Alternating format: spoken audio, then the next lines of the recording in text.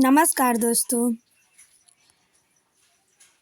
आज हम लोग दीनदयाल उपाध्याय गोरखपुर विश्वविद्यालय गोरखपुर के course code HIS 104 BA second semester द्वितीय सेमेस्टर विषय इतिहास प्रथम प्रश्न पत्र HIS 104 के संपूर्ण पाठ्यक्रम को देखेंगे।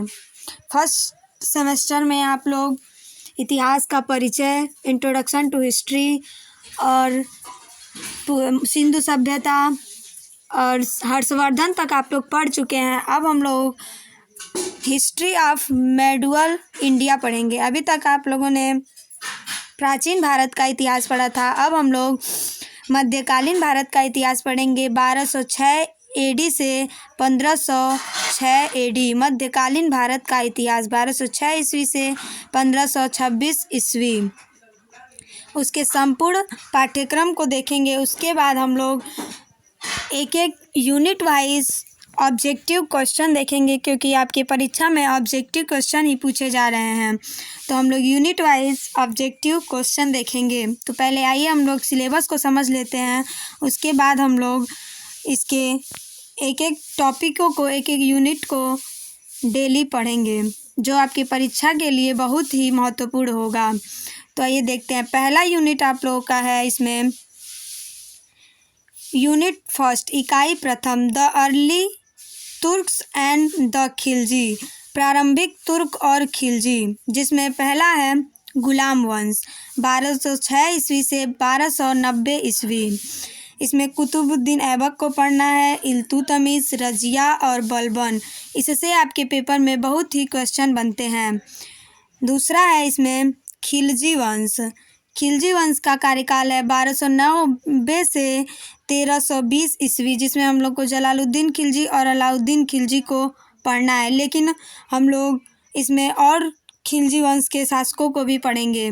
दूसरा यूनिट है आप लोगों का द सेकेंड यूनिट इकाई द्वितीय the Tughlaqs and Lodis and Syed.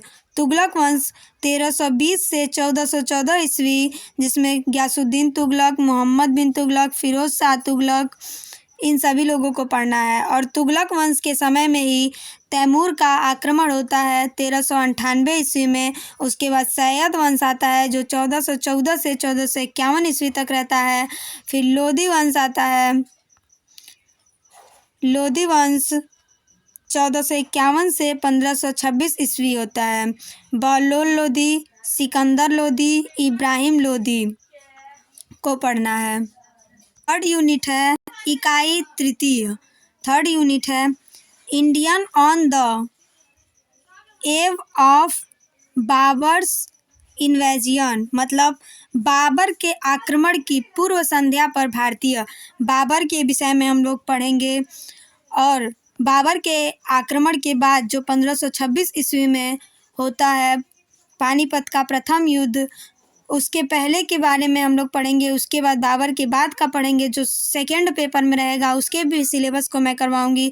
उसके बाद कुछ ऑब्जेक्टिव क्वेश्चन करवाऊंगी, जो आप लोग के परीक्षा के लिए बहुत ही महत्वपूर्ण होगा। तो ये देखते हैं। चौथा यूनिट है आप लोगों के लिए